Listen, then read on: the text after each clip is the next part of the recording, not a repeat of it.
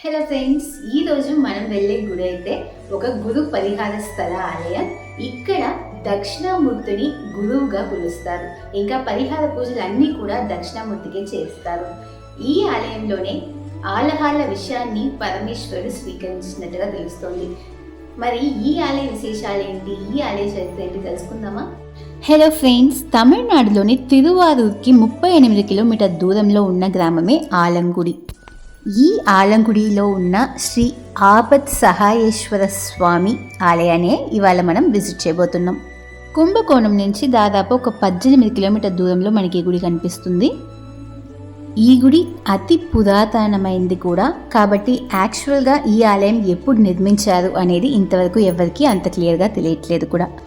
అసలుకైతే ఈ గుడి ఒక శివాలయమే అయినప్పటికీ చాలామందికి ఈ రీసెంట్ టైమ్స్లో ఇది ఒక గుడి పరిహార స్థల ఆలయంగానే తెలుసని చెప్పాలి.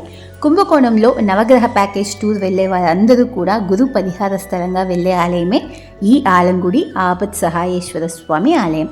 పాక్కడలిలో సముద్ర మథనం జరిగినప్పుడు వాసుగి చిమ్మిన విషాన్ని చూసి దేవదేవతలందరూ భయపడిపోయారు, ఇంకా ఈ లోకమంతా అంతమైపోతుందని చెప్పి.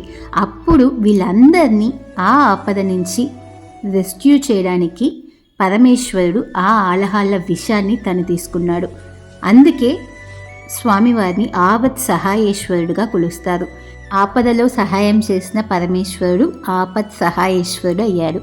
ఇంకా సముద్ర మథనం జరిగినప్పుడు ఎన్నో అడ్డంకులు వస్తే ఆ అడ్డంకులన్నింటినీ పోవడం కోసం విఘ్నేశ్వరుడికి విఘ్నాలు తొలగించే పూజని ఇంద్రుడు చేశాడు.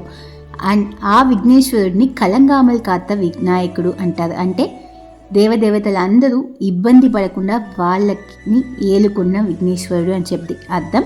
ఈ ఆలయంలో విఘ్నేశ్వరుడికి కలంగామల్ కాత వినాయకుడు అని చెప్పి ఒక సన్నది ఉంది. పార్వతీదేవి శివుడిని పెళ్లి చేసుకోవడం కోసం కఠిన తపస్సు చేసి కళ్యాణం జరిపించుకుంది, కాబట్టి ఈ ప్రాంతాన్ని తిరుమల మంగళం అని కూడా అంటారు. ఈ క్షేత్రాన్ని చుట్టూ 3 నదులు ప్రవహిస్తున్నాయి: వెట్నారు, కావేరియారు, కొల్లిడం అని చెప్పి. ఒకసారి శివ సేవ కోసం వచ్చిన సుందరమూర్తి స్వామి నదీ తీరాల వల్ల ఈ ఆలయాన్ని చేరుకోలేకుండా బాధపడుతున్నాడంట. పరమేశ్వరుడు తనకి దారి చూపిస్తున్నాడు. తను పడవలో నదీ తీరాన్ని దాటుతుండగా ఒక రాయికి అడ్డు తగిలి ఆ పడవ అనేది దారి తప్పింది. అప్పుడు ఒక పడవని తోలేవాడిగా స్వరూపాన్ని మార్చుకొని ఉన్న పరమేశ్వరుడు వృషభ వాహనం మీద దర్శనమిచ్చి ఆ సుందరమూర్తి స్వామి తన యొక్క దారిని కరెక్ట్గా చేరుకునేందుకు జ్ఞాన ఉపదేశం చేశాడంట. సో పరమేశ్వరుడు దక్షిణామూర్తిగా మారి జ్ఞాన ఉపదేశాన్ని సుందరమూర్తికి ఇచ్చాడు. అందుకే ఈ ఆలయంలో దక్షిణామూర్తికని విడిగా ఒక సన్నిధి, ఇంకా తనకని ఒక ప్రత్యేక స్థానం కూడా ఉందని చెప్పాలి. బ్రహ్మదేవుడు, విశ్వామిత్రుడు, విష్ణుమూర్తి, గరుత్మంతుడు, లక్ష్మీదేవి, అష్టదిగ్బాలకులు, అయ్యనార్ స్వామి, వీరభద్రుడు, ముకుండ చక్రవర్తి, సువాసనుడు, సుందరుడు వీళ్ళందరూ కూడా ఈ ఆలయంలో శివ పూజలు చేసిన వారే. ఈ గుడిలో పార్వతీదేవిని ఎలవార్ కుഴలి లేదా ఉమయమ్మయ్య అని పిలుస్తారు. సంవత్సరానికి ఒకసారి గురు సంచారం అనేది జరుగుతుంది నవగ్రహాల్లో. గురుగ్రహం మంచి స్థానంలో ఉంటే అన్ని సదుపాయాలు చేకూరుతాయి, పట్టిందల్లా బంగారం అవుతుందనేది భావిస్తారు. అటువంటి గురుగ్రహం చెడు స్థానంలో ఉంటే చాలా కోల్పోతాము, చెడు జరుగుతుందనేది కూడా భావిస్తారు. మోస్ట్లీ గురు సంచారం జరిగేటప్పుడు ఇక్కడికి వచ్చి ఇక్కడ దక్షిణామూర్తిగా కొలువైన గురు బృహస్పతికి ప్రత్యేక పరిహార పూజలు కూడా చెల్లించుకుంటారు భక్తులు. అప్పట్లో తిరువారూర్ని రూల్ చేస్తున్న రాజు ఈ గుడిలో ఉండే సుందరమూర్తి యొక్క శిలా విగ్రహం బాగుందని చెప్పి తిరువారూర్కి తీసుకెళ్లాలని ట్రై చేశారంట.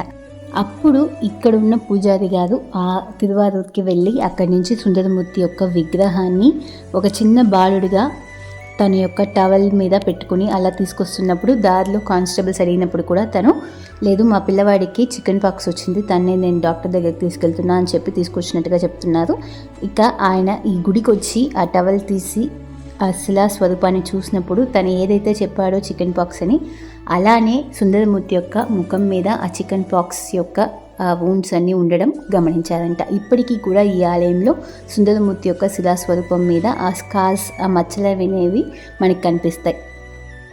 పార్వతీదేవిని ఈ ఆలయంలో శుక్రవార అంబికగా కూడా కొలుస్తారు. మోస్ట్లీ ఇటువైపు కుంభకోణం దాటిన తర్వాత తిరువారూర్ ఇటువంటి ప్రాంతాల్లో మనకి అమ్మవారు శుక్రవార అంబికగా కొలవడం ఎక్కువ చూడగలుగుతాం. ఈ ఆలంగుడి అనే ప్రాంతాన్ని చుట్టూ 3 నదులు ప్రవహిస్తున్నాయని చెప్పాను కదా. అలానే ఈ ఆలంగుడి ఆబత్ సహాయేశ్వర స్వామి ఆలయానికి 15 తీర్థాలు ఉన్నాయి. అందులో చాలా ఫేమస్ అయినవి చూస్తే అమృత పుష్కరిణి, ఇంకా చక్రతీర్థం. ఈ ఆలయంలో ఉన్న చక్రతీర్థాన్ని మహావిష్ణువు యొక్క సుదర్శన చక్రమే సృష్టించినట్టుగా చెప్తారు. 5 అంతస్తుల రాజగోపురంతో ఇంకా 2 ప్రధాన ప్రాకారాలతో ఈ ఆలయం చాలా గంభీరంగా కనిపిస్తుంది ఆ గ్రామంలోకి. దేవారం అనే గ్రంథంలో పాటని పొందిన క్షేత్రంగా కూడా చెప్తారు. 3 నదులు ప్రవహించే ప్రాంతం కాబట్టి ఈ ప్రాంతాన్ని తిరుయిరుంపూలై అని కూడా అంటారు. 2 ఎకరాల భూమి విస్తీర్ణంలో మనకి ఈ ఆలయం ఉంది. సంవత్సరానికి ఒకసారి జరిగే బ్రహ్మోత్సవ ఉత్సవాలు, ఇంకా రథోత్సవం, గురు సంచార పూజలు ఇవన్నీ కూడా చాలా వైభవంగా జరిపిస్తారు. ప్రతి వారం ఈ గురువారం నాడు దక్షిణామూర్తి బృహస్పతికి ప్రత్యేక పూజలు అనేవి చేస్తారు. ఈ గుడిలో గురువారం నాడు బృహస్పతికి చేసే ప్రత్యేక పూజల వల్ల మన లైఫ్లో జాతకాల్లో ఉండే అన్ని ఇబ్బందులు కూడా తొలగిపోతాయని భావిస్తారు. ఇంకా 24 నెయ్యి దీపాలని వెలిగించి 24 ప్రదక్షిణలు గర్భగుడి చుట్టూ చేస్తే తప్పకుండా ఉన్నత స్థితులు లభిస్తాయంటారు. సో ఇది ఫ్రెండ్స్ ఈరోజు మన యాత్ర. ఎన్నెన్నో ఆలయాలు, ఒక్కొక్క ఆలయంలో ఎన్నో ప్రత్యేకమైన విషయాలు, ఇవన్నీ అందరూ వెళ్ళి అన్నిటినీ గమనించలేదు కాబట్టి మేము గమనించిన విషయాల్ని మీతో షేర్ చేసుకుంటున్నాం. వీడియో నచ్చినట్లయితే తప్పకుండా లైక్ చేయండి. మీ ఫ్రెండ్స్కి నచ్చుతుంది అనిపిస్తే షేర్ చేయడం అస్సలు మరవకండి.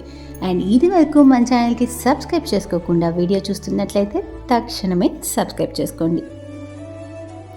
మరొక ప్రాంతం నుంచి మరొక వీడియోతో మళ్ళీ మీ ముందుకు వస్తాము. అంతవరకు సెలవు మరి. Please stay tuned for the next video and don't forget to click on the bell icon.